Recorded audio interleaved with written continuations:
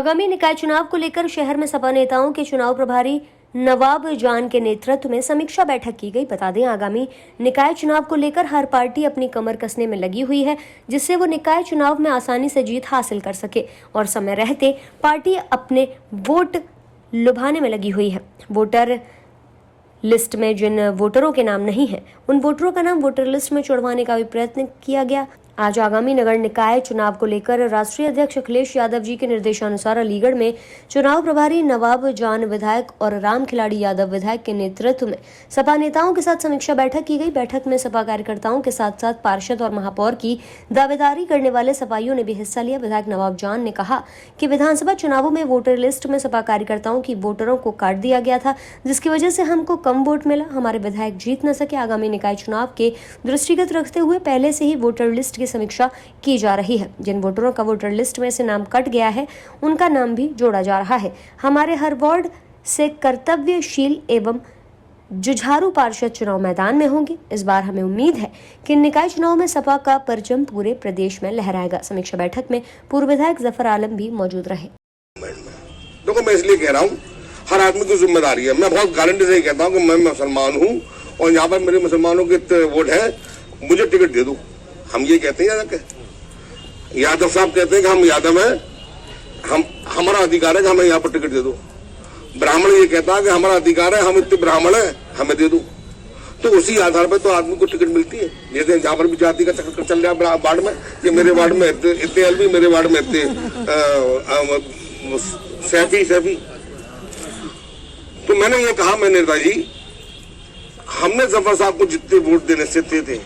Samajwadi party के राष्ट्रीय अध्यक्ष माननीय अखिलेश यादव जी के निर्देश पर हम भाई आदरणीय नवाब जान साहब यहाँ पे प्रभारी बनाए गए हैं।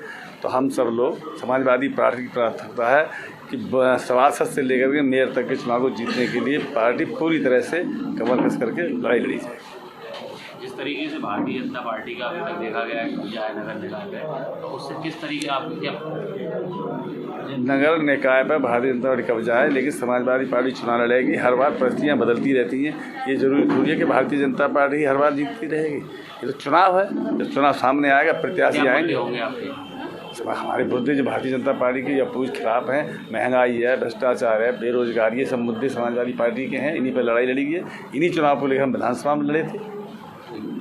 पार्टी के राष्ट्रीय अध्यक्ष आदरणीय श्री अखिलेश यादव जी के निर्देश पर अलीगढ़ नगर निगम के मेयर के चुनाव और यहाँ के पार्षद के चुनाव के लिए मुझे और मेरे बड़े भाई श्री राम खिलाड़ी यादव विधायक जी को, हम दोनों को यहाँ का प्रभारी बनाया है। पार्टी की रणनीति स्पष्ट है कि टॉप से लेके बॉटम तक, नगर पंचायत से लेके मेयर तक के चुनाव में पार्टी पूरी ताकत से चुनाव में भाग ले रही है। मतदाता सूचियों पर हमारा फोकस है। पहले हमें मतदाता सूची में कुछ गड़बड़ी करके विधानसभा के चुनाव में हराने का काम किया गया था। उसी को दृष्टिगत रखते हुए अब के समाजवादी पार्टी और समाजवादी पार्टी के राष्ट्रीय अध्यक्ष ने मतदाता सूची पर कार्यकर्ताओं को और नेताओं को विशेष ध्यान देने का निर्देश दिया है, जिस पर हमारे सारे कार्यकर्ता और नेता मतदाता सूची को सही कराने में लगे हैं। जिस तरीके से भाजपा आपसे एक बार फिर ये सवाल है कि किस तरीके से समाजवादी पार्टी नगर निकाय चुनाव मेयर हो या पार्षद हो, उनके सामने ऐसे मुद्दे लेके आई जनता के सामने, ताकि भारतीय जनता पार्टी तो की नीति स्पष्ट है, बांटो और राज करो। उनके पास कोई विज़न नहीं है, कोई जनता की भलाई के लिए मुद्दा नहीं है। आज महंगाई चरम सीमा पर है, जनता में त्राही मची है। बेरोजगारी के नाम पर रोजगार एक भी मैसर नहीं हो रहा है।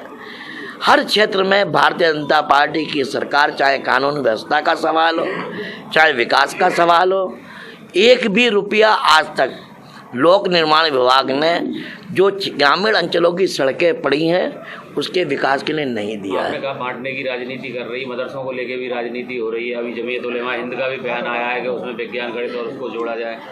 हर इशू पर ये सवाल अलग है। हम भी चाहते हैं मदरसे आधुनिक हों, हमारे बच्चे भी अच्छे पढ़ लिख कर अच्छी नौकरी पाएँ। हम कब चाहते हैं कि हमारे बच्चे खाली जो हमारे दीनी मामला है वो दीनी मामला हमारे व्यक्तिगत मामला है, लेकिन समाज के नज़र से हमारे बच्चे भी तरक्की करें, आगे बढ़े, इस पर हमारा कोई एतराज़ नहीं है। तो सरकार के साथ हैं आप? जो हम तो सरकार के, हम तो प्राइवेट इंस्टीट्यूशन, मोहम्मद अली जौहर क्या करना चाहती थी? मोहम्मद अली जौहर हमारे बच्चों को इंजीनियर, डॉक्टर, वैज्ञानिक ही तो बनाना चाहती थी। क्या हासिल कर दिया उसका?